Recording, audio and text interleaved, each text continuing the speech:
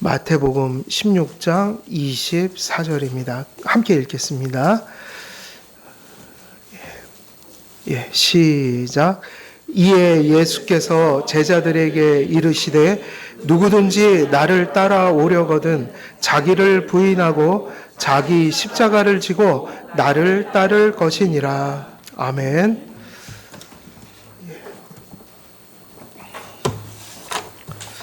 기독교 강요는 423페이지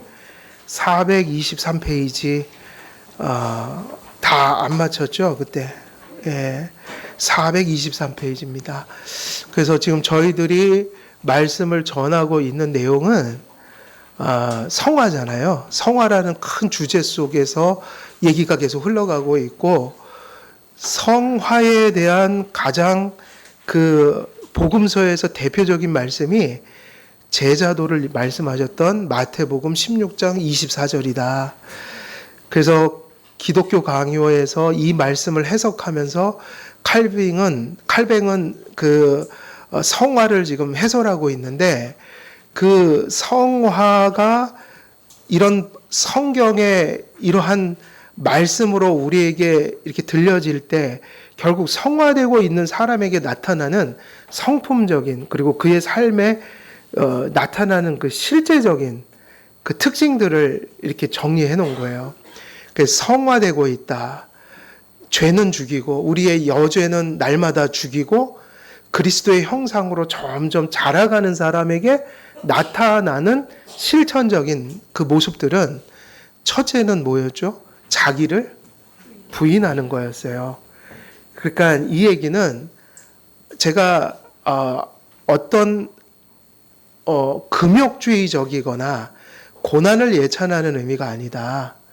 그리고 이 얘기가 뒤에서는 또 동일하게 뭐로 또 표현이 됐냐면, 자기를 부인하는 삶이 제자도라면, 주님을 쫓는 삶이라면, 주님을 쫓아가는 삶 속에 나타나는 또 하나의 형태는 십자가를 지는 삶이다.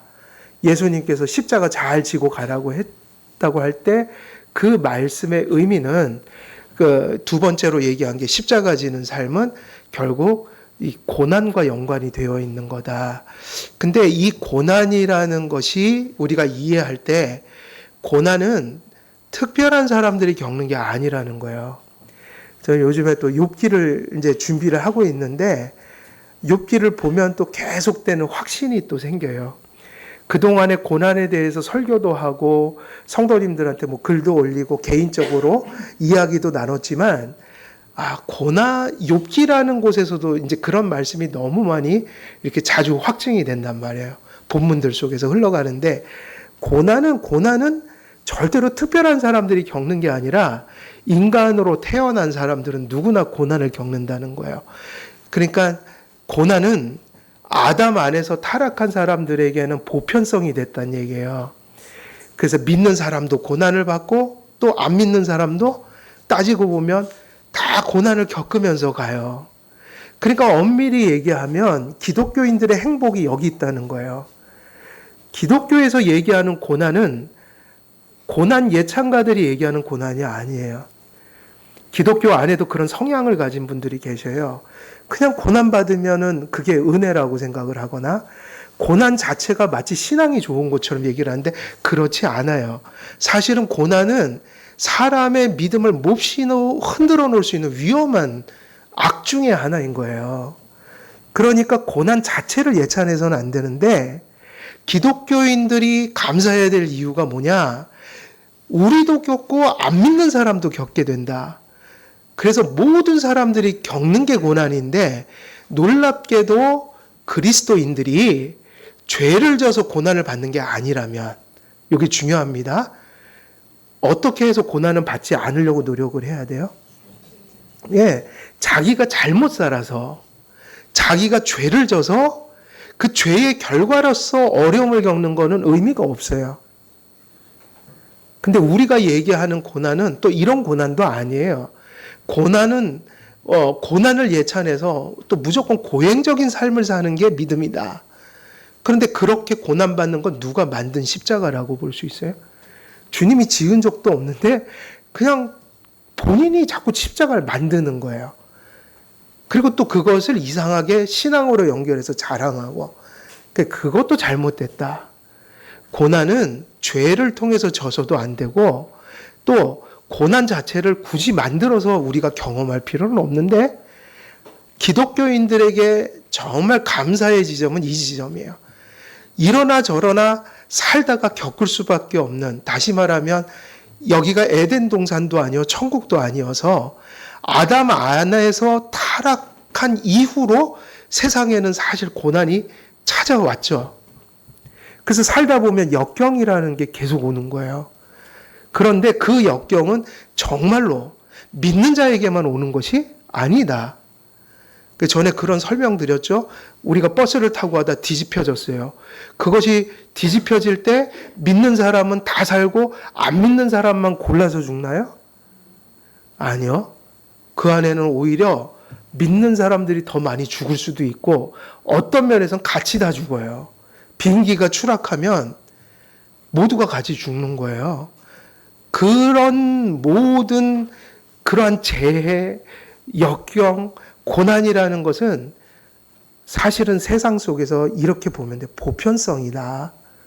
근데 기독교인들은 왜 감사하고 살냐면 그게 죄를 통해서 오는 게 아니라면 그건 회개할 일이고 우리가 살다 보면 우리가 뭘 꼭 잘못해서 오는 고난도 아니요. 또 우리가 살면서 불신자들이나 우리나 어떤 인생사 속에서 있을 수 있는 고난들을 맞이할 때 이것이 하나님의 섭리라는 것이 있어서 믿는 자들에게 고난 자체가 가치가 있어서가 아니라 고난이라는 걸 통해서 믿는 자들에게 어떤 유익을 주기 위하여 하나님께서 그 고난을 사용하시는 손길이 나타난다. 근데 사실은 대부분 고난을 믿음으로 잘 받아내면요. 그게 신앙에 얼마나 큰 유익이 되는지를 몰라요. 그때 우리가 해석할 때 잘해야 돼요. 고난이 그렇게 맞는 게 아니고 고난을 받을 때 누구의 손길이 고난이 우리로 하여금 어떤 신앙의 유익을 갖도록 만들어버린 거예요. 하나님의 섭리가. 그것을 가리켜 믿는 자들이 모든 것이 합력해서 선을 이루게 하시겠다는 얘기는 그런 약속인 거예요. 그러니까 고난 자체는 의미가 없지만 하나님은 고난을 통해서도 우리를 유익되게 만드신다. 어차피 인생이라는 건 두 가지나 이 두 가지가 계속 교차해 가는 거예요.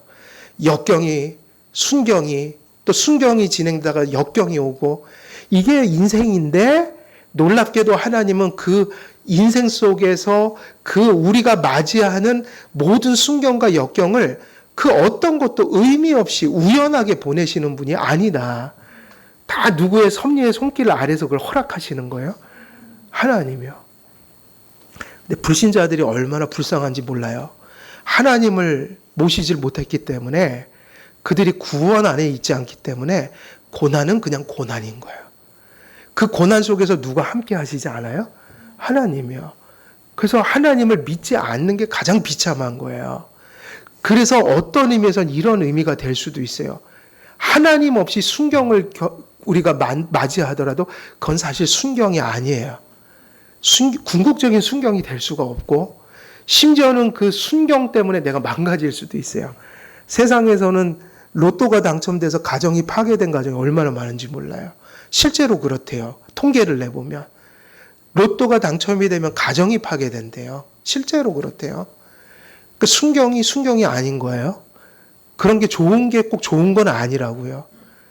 좋은 거든 어려운 것이든 누가 함께 해야지 그게 우리 신앙의 유익이 돼요. 하나님이요. 근데 그 약속이 믿는 자에게 주신 약속이다. 그래서 우리가 인생을 이렇게 살아가면 안 됩니다. 자기의 필요로만 채워가고자 하는 삶. 그냥 좋은 것만 좋은 거예요. 어려운 건 다 피해 가려고 그래요. 자녀들도 그렇게 키우면 안 돼요. 어려움도 좀 겪을 땐 겪게 해야 돼요. 굳이 어려움을 겪게 할 필요는 없지만 인생 속에서 아이들이 어려움을 겪으면 하나님이 저걸 통해 저 아이들을 만들어 가시겠지. 좀 기대하면서. 근데 무조건 어려움은 당하지 않아야 된다는 교육관이 있잖아요. 절대로 어려움은 겪으면 안 돼. 그거는요, 바른 교육이 아니에요. 심지어는 하나님의 교육을 내가 가로막는 것일 수도 있어요. 모든 걸 내 틀 안에서 이렇게 가져가려고 하는 거. 그럼 하나님이 그 아이를 연단하시고 싶어도 연단할 수가 없잖아요. 하나님이 뜻이 있어서 걔를 연단하려고 하시는데 부모들은 무조건 안 되는 거예요. 무조건 어려운 거는 무조건 안 되는 거예요. 그럼 그게 좋은 교육 방식이냐? 그건 하나님을 모르는 사람들의 교육 방식이다. 어려움이 오면 어려움을 제거해 주는 게 아니라 어려움이 선이 되도록 그걸 잘 분별하고 잘 대처하도록 도와주는 역할을 해야죠. 그러나 하나님이 뜻하시면 어려움을 피할 수는 없어요. 겪을 건 겪어야지 사람이 자라나거든요. 그럼 그런 하나님의 손길이 우리 자녀에게 있을지도 모른단 말이에요. 그러니까 우리가 얘기하는 십자가는 자기가 만든 십자가여서는 안 돼요. 그냥 고난 예찬가들이 하듯이 그런 게 되면 안 되고, 또 한 가지는 자기가 죄지고 힘든 거를 십자가 졌다고 하면 안 된다고요. 그거는 뭐 해야 되는 거예요? 내가 삶을 잘못 살아서 온 어려움은 그 원인을 잘 파악해서 빨리 뭐 해야 돼요? 회개요. 그 회개를 해야지 그걸 십자가라고 말하면 그건 진짜 이율배반적인 얘기예요. 그런 건 십자가가 아니에요. 그러니까 십자가의 정의가 이렇게 내려지는 거죠. 첫째는 하나님의 가치를 위해서 내게 발생한 고난이에요. 이거 중요합니다. 십자가는 뭐죠? 하나님의 가치 때문에 내가 그것을 삶의 우선순위라는 게 있으니까 그것을 선택하다 보니 결과적으로 올 수밖에 없는 어려움. 이거는 십자가라고 얘기해도 되겠죠? 여러분이 주님 뜻대로 살려고 하니까 발생하는 어려움이 있잖아요. 평소 때는 어려움이 아니었는데 어느 순간에는 하나님의 가치가 더 높은 가치가 들어오니까 이거를 포기해야 되는 일이 발생할 수 있잖아요. 그때 그것은 뭐라고 부르는 거죠? 십자가죠. 그리고 두 번째 정의는 십자가는 무엇이 십자가냐면 하나님께서 인간이 고난받는 걸 기뻐하시기 때문이 아니라 인간들이 너무나 신앙적인 진리를 잘 깨우치지를 못하니까.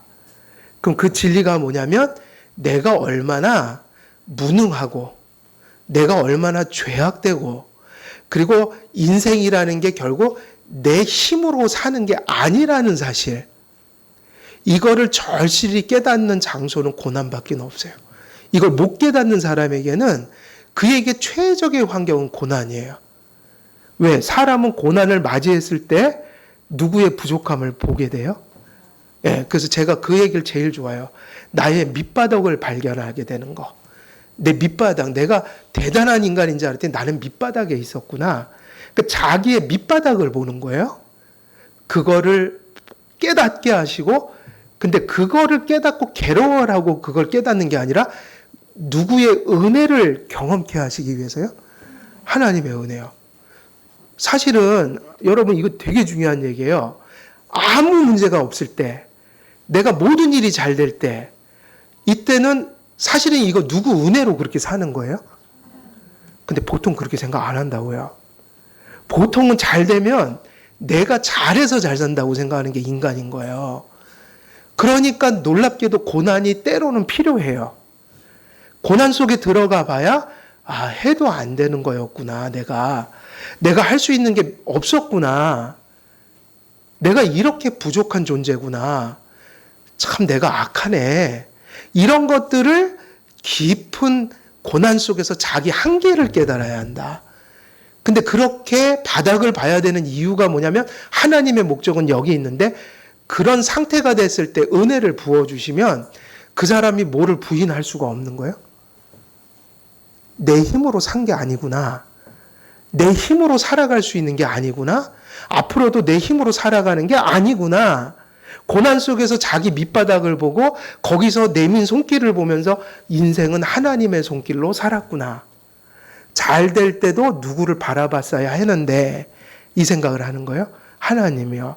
그러니까 자기의 불완전함을 깨닫고 자기의 죄악성을 깨닫고 자기의 밑바닥을 보고 그럼으로 인해서 누구의 은혜를 정말로 절실하게 인정하는 하나님의 은혜를.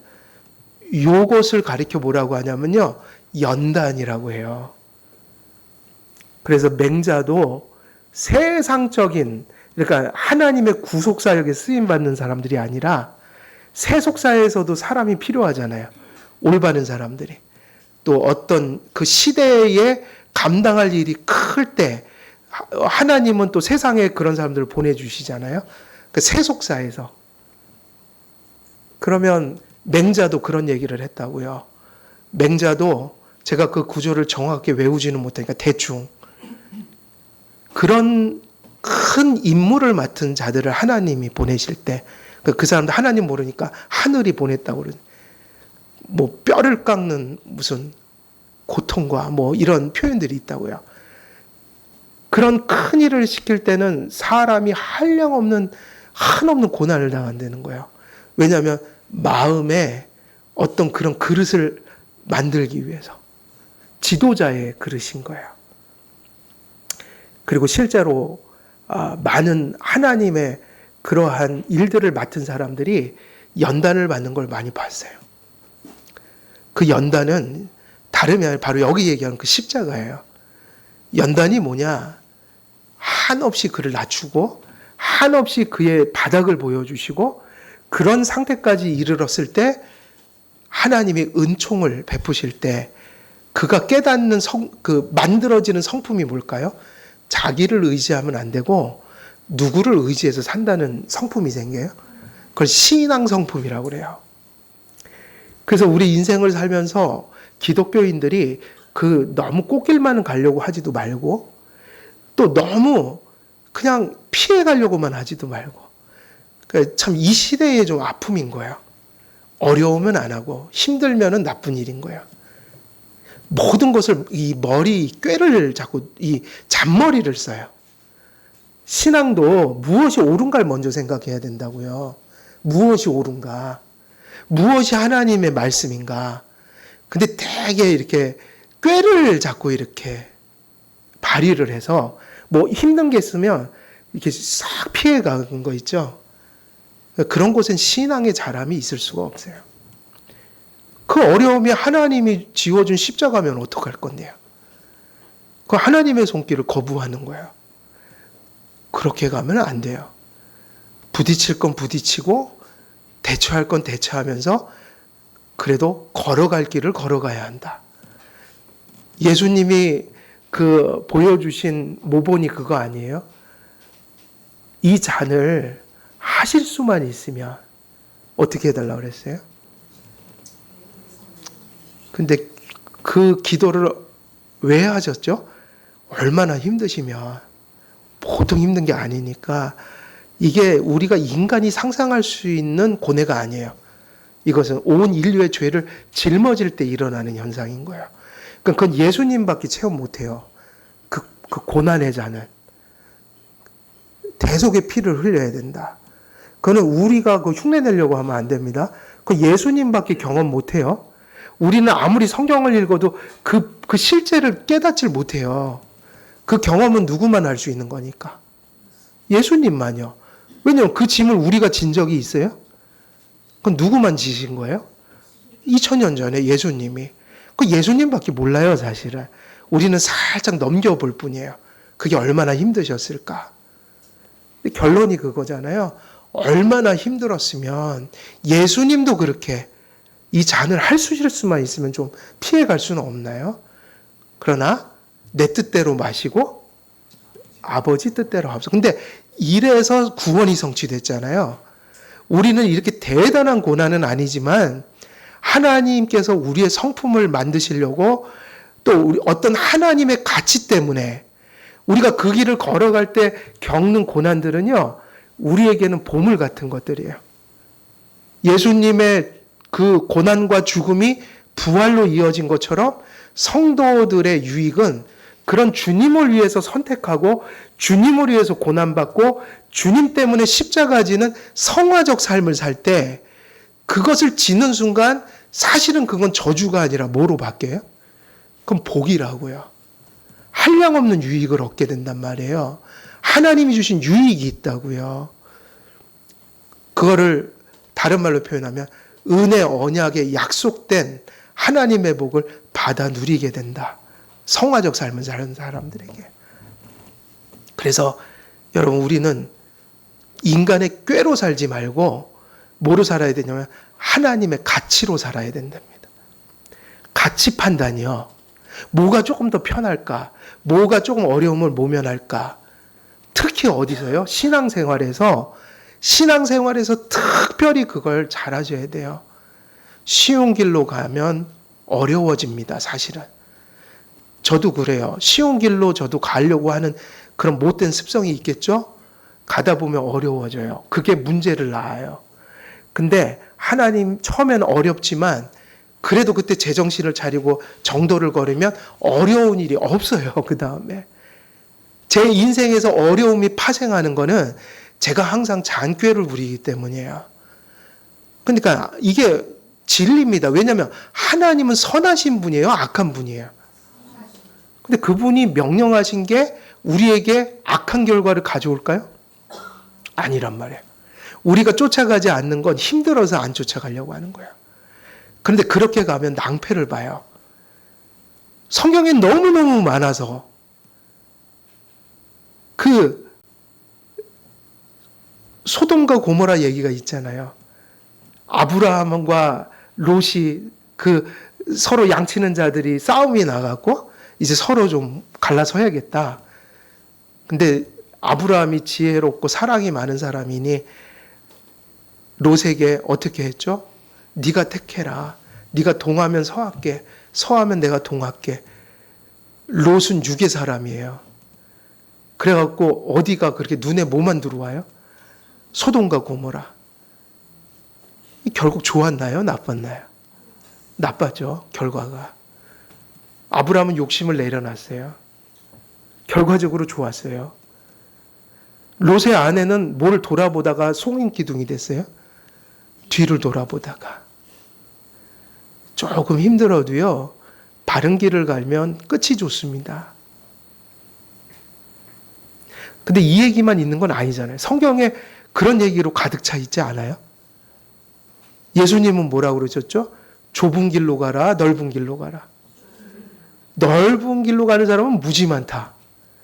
근데 좁은 문으로 들어가는 자들은 많지 않다. 그게 진리죠. 넓은 문에는 천국이 없어요. 좁은 문으로. 그 좁은 문은 꼭 고난 이런 게 아니라 예수 그리스도의 유일성이 좁은 문이에요. 여러 남편, 여러 주인을 두는 게 아니라 오직 내 남편은 한 분뿐입니다. 예수. 오직 내 주인은 한 분뿐입니다. 예수. 오늘날 다원주의적인 세상 속에서 이것을 당당하게 전하고 사는 사람이 별로 없어요. 자기 가슴 속엔 파묻고 있을지 모르지만 회사 가서 다 예수 믿는 걸 다 숨기고 살아요. 뭐가 그렇게 예수님이 창피해서, 뭐가 그렇게 예수님 창피해서, 예수 믿는 게 뭐가 그렇게 창피해서 예수 믿는 걸 절대로 안 알리고 살아요. 그 이해가 안 되는 거예요. 얼마나 좋은 분이에요, 그분이. 자랑을 해도 모자르고 알려도 모자른데 그걸 왜 숨기고 사냔 말이에요. 그런 사람들 많아요. 그래서 십자가는 정의가 뭐라고요? 십자가의 정의는 하나님의 가치를 위하여 내가 겪는 뭐죠? 고난이라고 할 수 있고, 또 하나님 편에서는 내 신앙 성품을 하나님께서 만들어 가시려고 신앙의 유익을 위해서 주시는, 사용하시는 고난이 있다 없다? 그걸 뭐라고 부르죠? 십자가인데 그걸 잘 지고 가는 걸 의미하는 거예요. 그러므로 십자가는 하나님의 신실하심을 경험하는 뭐를 제공한다고 그랬어요? 기회죠. 그러니까 여러분, 기독교인들의 놀라운 사고와 저 세상 사람들과 다른 이유가, 이상하게 우리는 고난이 오면요, 그게 주님을 위해서 받는 고난이거나 내가 특별히 잘못한 게 없지만 어떤 고난이 오면 세상 사람들은 도저히 가질 수 없는 사고, 하나님이 또 뭐를 만들어 가시려고 또 이렇게 하시나, 이상한 어려움 속에서도 이상한 기대감이 생기는 거예요. 기대가 생겨요. 그리고 이 어려움을 믿음으로 잘 지나가고 나면 또 내가 얼마나 장성해 있을까. 뭐 이런 기대 있죠. 그걸 소망이라고 하잖아요. 이런 게 있어야 합니다. 하나님의 뭐를 경험하는 기회요? 하나님의 신실하시며. 신실하시다는 게 무슨 뜻이에요? 미쁘시다는 말. 그러니까 신실하다는 faithfulness예요. 그 뜻이 뭐냐? 믿을 만한 분이다. 그러니까 믿을 만한 분. 아, 내가 저분께 내 인생을 맡길 만한 분이다. 아무리 막 천지가 다 허물어지는 대로 날 몰아넣어도 그분은 악한 대로 날 인도하실 분이 아니어서 노아가 그렇게 살았잖아요. 화창한 날 그 커다란 기형적인 배를 만들고, 배가 아니었다고 그랬죠. 구조물이라고 그랬잖아요. 그 화창한 날 산 위에다가 엄청난 그 배처럼 생긴 구조물을 만들었다. 미친 사람이다, 한마디로. 왜 만들었죠? 하나님이 절대로 신실하신 분이어서 헛된 것을 시킬 이유가 없으시다. 그럴 리가 없으시다. 이거를 지으면, 순종하면 뭔가 좋은 일이 있을 것이다. 그 좋은 일이 뭐였죠? 산 거잖아요. 홍수에서. 그래서 편한 것만 우리가 이렇게 찾아다니는 건 신앙이 아닐 수 있어요. 그런 사람들은 누구의 신실함을 경험하지 못해요. 그러니까 인간적인 것만 이렇게 쫓아다니는 사람들. 그런 사람들은 절대로 하나님의 신실함을 경험할 수가 없어요. 누구에게 신앙 성품의 변화가 찾아오느냐? 십자가를 지는 사람들이요. 그 십자가를 지고 고난의 밑바닥까지 내려갔다가 거기서 누구의 은혜를 경험하는 거예요? 하나님의. 그럼 알게 되죠. 아, 인생은 하나님이 이렇게 도와주셔서 사는구나. 여기까지 이르는 게 쉬운 일이 아니에요. 이게 어려워요. 그래서 바울은 환난은 뭐를 만든다고 그랬죠? 환난은 인내를.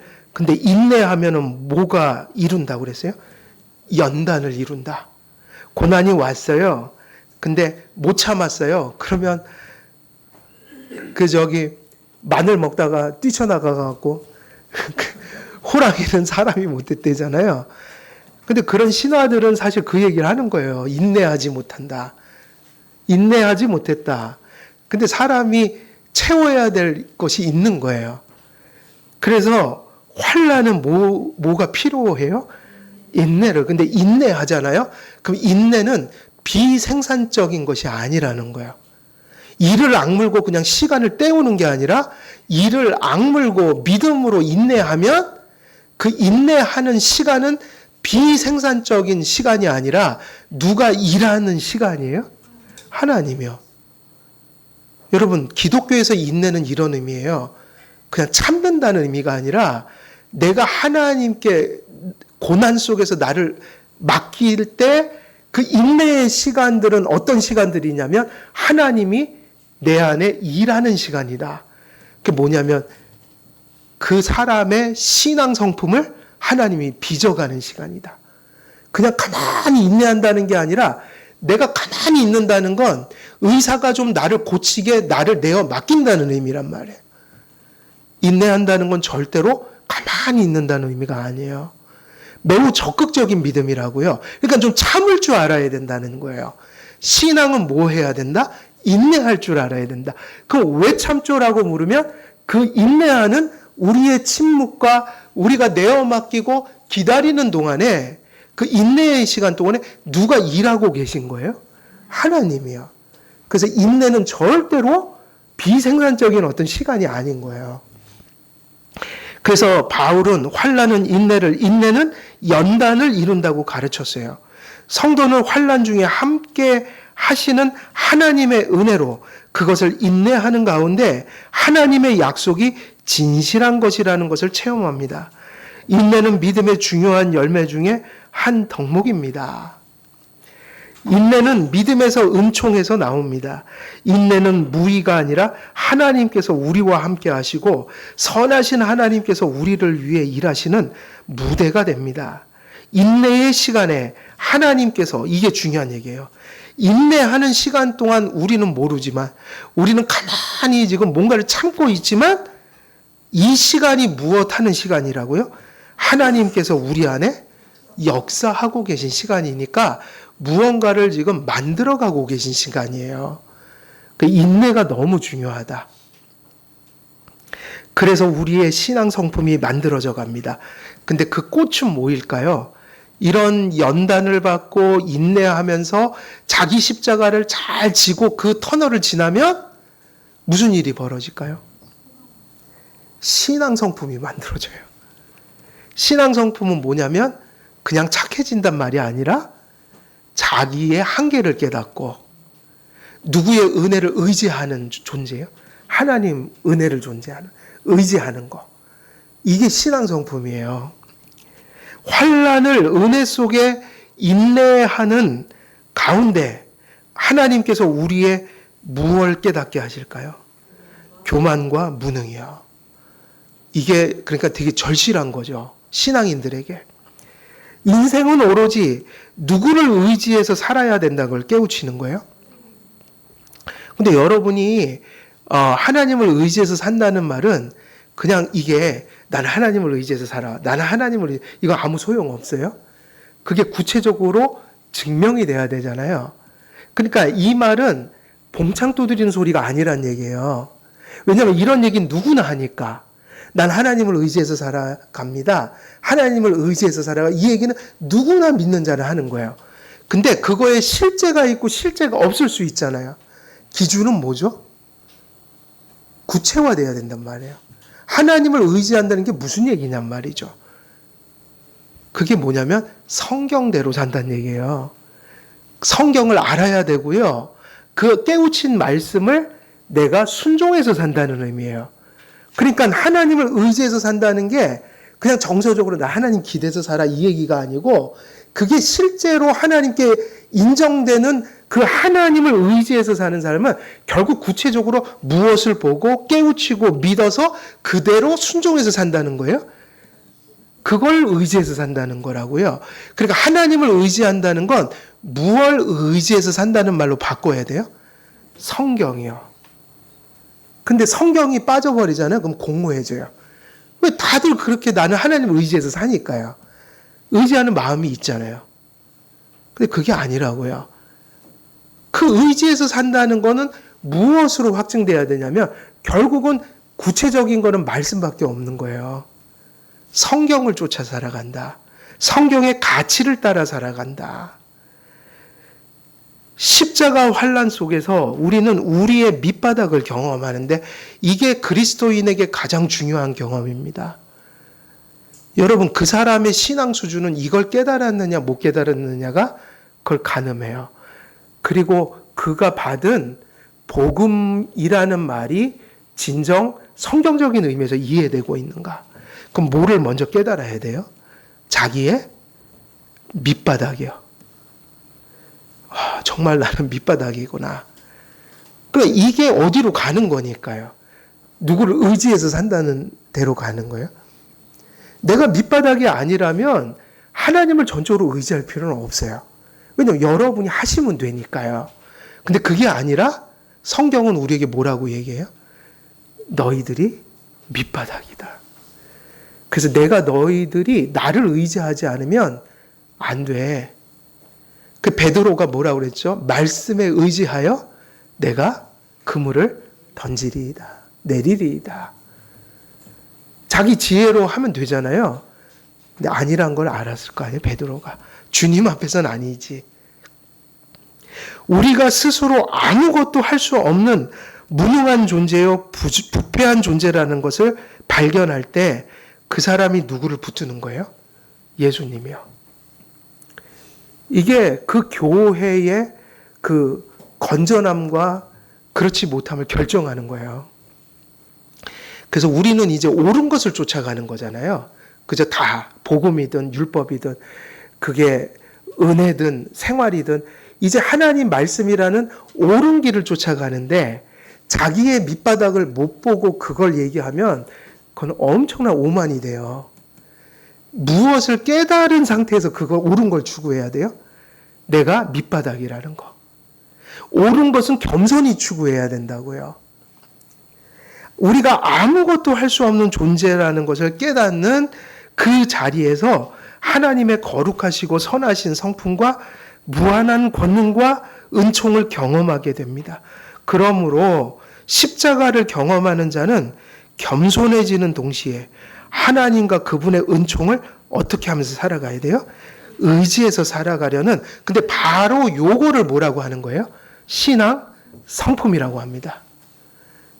우리가 계속 성경 읽고 하나님 말씀을 배우고 또 기도하고 이런 거는 이 마음이 점점 더 깊어가기 위한 거라고요.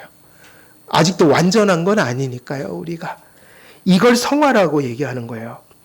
이처럼 무능한 자를 은총과 권능으로 구원하시고 이끄시는 그 하나님을 발견한 자들만이 험한 세상 속에서도 소망을 잃지 않고 하나님에 대한 신뢰 속에서 보호를 받으며 살 수가 있으니 기독교인의 성품은 이러합니다. 기독교인의 특징이 뭘까요? 은혜 받은 자들의 특징이. 웬만해선 교만해지질 않아요. 왜죠? 자기의 밑바닥을 봤으니까요. 그런데 또 놀랍게도 하나님을 믿는 사람들은요, 쉽게 절망하지도 않아요. 왜 그렇죠? 왜 절망을 하지 않죠? 자기의 힘으로 사는 것이 아니라는 것을 알기 때문에. 그래서 교만하지도 않고요. 뭐 하지도 않아요? 절망하지도 않아요. 그래서 원래 불신앙의 정서가 뭐냐면 교만과 절망이에요. 죄인들의 정서를 보통 저주받은 자들의 정서가 그래요. 교만하다. 그리고 절망 속에 있다. 그거 되게 중요해요. 절망 속에 있는 것도 불신앙이에요. 절망 속에 있다면 그는 신앙이 없는 거예요. 성도는 절대로 오만하거나 절망하지 않아요. 그래서 이처럼 무능한 자를 은총과 권능으로 구원하시고 이끄시는 하나님을 발견한 자들만이 험한 세상 속에서도 소망을 잃지 않고 하나님에 대한 신뢰 속에서 보호를 받으며 살 수 있습니다. 하나님의 자녀들은 십자가 지는, 여기서 뭐란 용어를 표현했죠? 훈련. 그래서 하나님은 계속 십자가를 지웁니다. 그 시간들이 계속 뭐 하는 시간이에요? 우리를 신앙 성품을 만들어가고 빚어가시는. 근데 그거를 보통은 뭐 3개월에 한 번씩 하나요? 우리가 사경에 가듯이 1년에 한 번씩 하나요? 어떻게 인도에 가세요? 훈련을 순간순간 매일매일. 그래서 루터하고 칼뱅이 그 얘기했죠. 성화는 매일매일의 회개다. 또 발견하고 은혜를 의지하고 그것이 깊어가고. 그러니까 이 싸움은 언제까지 하는 거예요? 죽을 때까지. 그래서 나를 조추려거든 날마다, 이거 있잖아요. 날마다 자기를 부인하고 제 십자가를 지고. 그리고 어떻게 쫓아요? 한 달에 한 번, 6개월에 한 번, 1년에 한 번이요? 그게 아니라 매일매일, 순간순간, 그날 부인하고 십자가를 지고 쫓을 것이다.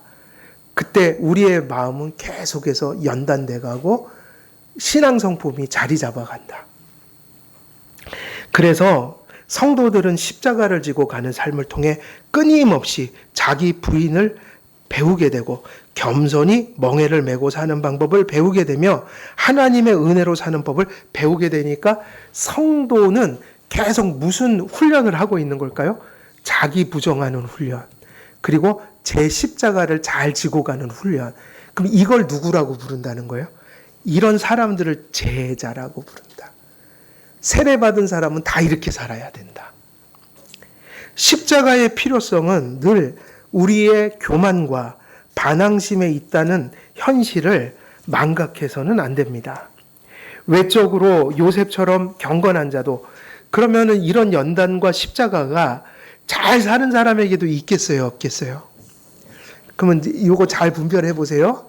가끔은 우리가 잘못해서 받는 것을 징계라고도 하거든요. 근데 요셉은 징계를 받았나요, 안 받았나요? 받았어요. 아니, 잘 믿을 때 끌려가고 감옥에 갇혔잖아요. 그럼 그건 무슨 얘기냐면 이런 얘기예요. 우리가 막 행동으로 잘못하고 막 나가서 이거는 부정적인 의미에서 징계예요. 근데 우리가 가장 하나님께 사랑을 받을 때 하나님의 그러니까 건강한 의미에서 징계가 오기도 해요. 연단이라고 부르는 거, 고난. 그럼 그거는 왜 오냐면 이렇게 생각하면 안 돼요. 나는 잘못한 게 없으니까 나는 지금 제일 잘하고 있잖아. 그러니까 연단이 필요 없지가 아니라 모든 사람은 또 오히려 요셉처럼 하나님이 쓰실 사람은 사실은 뭐를 계속해서 만들어 가야 되냐면 신앙, 성품을 빚어놔야 되는데 중요한 건 악인들은 표출을 하고 있는 거고 악을 요셉 같은 사람이 훌륭했지만 하나님을 잘 믿고 있었지만 내면 속에 여죄가 있어요, 없어요?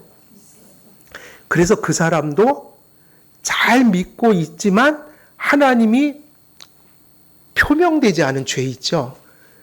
그 내면에 있는 여죄라는 것, 그래서 어떤 상황이 되면 표출될 수 있는 것.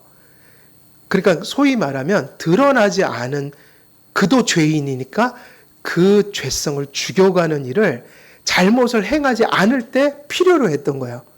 왜 필요로 했냐면 글을 너무나 크게 쓰셔야 되니까요. 글을 엄청난 일에 쓰셔야 되니까 그 사람은 많은 신앙의 연단을 겪고 나타나지 않은 가슴 속에 품겨져 있는 어쩌면 그런 상황이 되면 나타날지도 모르는 죄성을 미리 죽이시는 거예요. 잘못한 게 없는데. 그래서 이 얘기가 나오는 거죠. 하나님이 크게 쓰실 사람을 연단하신다. 잘못해서 연단이 온 게 아니라 그렇게 잘 사는 사람에게도 내재적인 죄가 있으니 드러나지 않은 죄를 미리 죽여가시는 역사가 있다. 왜냐하면 긍정적인 의미요. 그 사람을 크게 써야 되니까요. 저는 그렇게 생각하거든요. 요셉을 읽으면서 요셉이 만일 팔려도 안 가고 감옥 생활도 안 했잖아요. 그러면은 그렇게 하지 않았다면 만약에 그런 과정들 속에서 연단이 안 됐다면 만일 다른 판도로 해서 그가 어떤 그런 억울한 일을 당했다면 요셉이 형들을 죽였을 수도 있겠다. 죽이죠. 연단이 안 돼 있으면. 근데 요셉은 그런 모습이 아니에요. 하나님이 이때를 위해서 형들을 다 이렇게 그게 말이 쉬울 것 같아요? 아니에요. 섭섭함이 있는데 연단 겪을 걸 다 겪었기 때문에 그 형들을 누구의 관점으로 바라보는 거예요? 내 억울함, 내 분노로 바라보는 게 아니라 하나님 앞에 무엇이 합당할까를 생각하는 거예요. 달리 표현하면 이거는 긴 고난 속에서 배운 신앙의 성품들인 거예요. 그래서 외적으로 요셉처럼 경건한 자도 내면적으로 죄성을 피할 수는 없기 때문에 경건한 삶을 사는 순간에도 연단과 환난이 십자가로 지워져 그의 내면을 겸손케 만들고 오직 하나님의 뜻에 순복하며 은총으로 사는 이치를 깨달아갈 필요가 있을까요? 없을까요? 잘 사는 사람도 하나님이 연단하신다는 거예요. 어찌 보면 사랑에서 연단을 더하신다는 거예요. 욥기도 다른 이야기는 아닌 것 같아요. 제가 볼 때 상당히 유사한 내용이 지나가고 있어요. 교만하여 자신을 믿고 하나님을 의지하지 않으며 은총을 신뢰하지 않는 마음에 십자가는 필연적으로 복용해야 할 영향입니다. 그러므로 십자가는 우리의 죄성과 교만과 불신앙의 경향을 진단해주고 교정해주기 위해서 오는 징계라고 할 수 있는데 징계는 부정적 의미만 담는 게 아니다. 징계는 성도들의 죄성을 향합니다. 그러나 징계는 교정의 성격을 갖기 때문에 하나님 아버지의 부성애적인 사랑 안에서 해석되어야 합니다. 징계는 죄성을 죽이고 하나님을 신뢰케 하기 위해 주어집니다. 의를 위해 진 십자가, 그 핍박은 우리가 하나님의 군사에 속하여 하나님께서 주신 특별하고 영예로운 표지입니다. 의를 위해 핍박을 받을 때 우리는 겸손함을 잃지 않는 가운데 기뻐해야 합니다. 날카롭게 찌르는 자가 나타나더라도 하나님을 두려워하는 마음으로 성급하고 과격한 행동을 억제한다면 우리는 거기서 신자의 인내를 경험하게 될 겁니다. 때로 슬픔과 번민의 상처를 받는 일도 있어서 하나님의 영적인 위로에 의존하는 사람은 환난 속에서도 그의 즐거움이 빛날 것입니다. 연단을 받은 자와 받지 않은 자의 차이가 또 하나 있어요. 우리는 많은 감정이나 이런 걸 가지고 있잖아요. 연단을 받는다는 건 하나님의 관점이라는 필터를 가지고 있다는 거예요. 그 필터가 없으면 어떻게 될까요? 그냥 내 속에 부패한 본성이 막 나오는 거죠. 그냥 생각나는 대로 얘기하고 내가 기분 나쁘면 기분 나쁜 대로 그냥 다 쏟아내는 거고, 그러니까 필터가 없다는 얘기예요. 근데 하나님의 관점을 가진 자들은 내 모든 내면에서 일어나는 걸 하나님의 말씀이라는 필터에 걸러서 표현한단 말이에요. 이게 연단에서 우리가 얻게 되는 되게 인격적인 중요한 부분들이에요. 칼뱅은 십자가를 지는 기독교적인 삶과 세속 철학의 이교 인내를 구별하니까 여러분, 그래서 이것도 중요하죠. 고난하면 인내인데 인내를 세상적인 덕하고 이렇게 차별을 해야 된다는 거예요. 그냥 무조건 참는 게 아니다. 우리가 참는 건 기독교적인 인내다. 그 스토아 철학자들이 가르치는 인내는 인간의 본성 자체를 부정하여 역경과 순경 그리고 슬픔과 기쁨이라는 인간에게 본성적인 감정 자체를 모두 부정해버렸습니다. 이들은 인간의 인격을 마치 돌과 같이 아무런 감각 없는 것으로 만들었고, 이런 비정상적인 인간상을 도량이 큰 사람으로 찬양했다고 하니까 여기서 자기 부인이라는 건 인격성이 부정되는 의미예요. 이게 스토아 철학자들이 얘기한 거예요. 그러니까 감정 자체를 부정해버렸죠. 그건 실제 하는 거잖아요. 그래서 그러나 성경은 인간의 본성과 정서를 부정하거나 정죄하지 않습니다. 인내는 돌이나 로봇처럼 현실에 반응하지 않습니다. 인내는 무감각이 아닙니다. 용기와 지조가 있다는 것은 목석 같다는 것을 의미하지도 않습니다. 성경은 이런 인내를 가르치지 않을 뿐더러 주님께서는 친히 고통당하는 자들을 돌아보시며 신음하시며 우셨습니다. 그리고 그런 마음을 심지어 요구하셨습니다. 그리스도인들에게 정서는 금해진 적이 없습니다. 경건한 그리스도의 마음과 삶 속에는 환난에서 오는 자연적 심리와 하나님의 뜻을 따라 전진하려는 경건한 의지가 서로 충돌하고 싸우고 있으니 이것이 현실입니다. 인내는 그런 충돌 속에서 발현되는 신앙 성품입니다 했으니까, 기독교적인 인내는 우리에게 나오는 감정들을 부정할까요? 인정할까요? 근데 뭐가 다른 건, 여기서 어떻게 가야지 이게 바른 게 될까요? 감정을 인정하니까 그냥 감정대로 해야도 돼요? 그게 아니라 감정에 함몰되면 안 된다는 얘기예요. 하나님의 은혜가 내 감정을 부정하는 게 아니라 인정하지만 그것이 어느 선을 넘지 않도록, 혹은 내 모든 것이 감정에 함몰되지 않도록 하나님의 영과 말씀이 내 감정을 컨트롤해 가는 거. 그게 또 연단인 거예요. 그게 신앙 성품인 거예요. 그래서 인내는 그런 충돌 속에서 발현되는 신앙 성품입니다. 그리스도인은 환난 가운데 애통하고 두려워하고 불안해하고 염려할 수 있습니다. 그러나 하나님의 은총 안에서 그분의 뜻이 우리를 붙들어 그것들을 어떻게 하게 만든다고요? 극복하며 하나님의 뜻을 향해 나가게 합니다 하니까, 여기서 얘기하는 초점은 은혜로 감정에 함몰되지 말라 이 얘기예요. 은혜가 우리에게 상실되면 감정에 함몰돼 버린단 말이에요. 그러니까 신앙의 그 엄청난 사람들이 우울증을 많이 앓았어요. 그래서 그 여러분이 잘 아는 스펄전 목사님은 우울증 중증 환자예요. 근데 그분은 그 목양 사역을 하나도 어려움 없이 했어요. 이유가 뭐냐면 스펄전 목사님은 우울증을 없애려고 하지 않았다고요. 그 불안과 염려와 이런 것에 함몰되지 않고, 그러니까 하나님의 은혜를 그렇게 보는 거예요. 우울한 감정이 들지 않게 하는 게 은혜가 아니라, 인간은 우울증이 걸릴 수도 있고 기질 자체가 우울할 수도 있는데, 우울에 함몰되던 인생이 주님을 만나니까 우울을 극복하는 인생이 된 거예요. 그러니까 우울한 감정이 없는 걸 꿈꾸면 잘못된 거예요. 누구나 그런 것을 경험할 수 있지만 그것에 함몰되지 않도록 하는 게 은혜니까, 예수 믿으면 뭐 두려움도 없고 염려도 없고 불안도 없다 이게 아니라 그것에 우리가 함몰되지 않도록, 다시 말하면 우울증을 극복할 수 있게 하는 게 믿음이다. 그러니까 극복을 해야 되는 거죠. 그래서 인간의 정서가 초월한 삶이란 존재가 초월한 삶이라는 게 존재하지 않으며 하나님께서는 그것 자체를 정죄하지 않으십니다.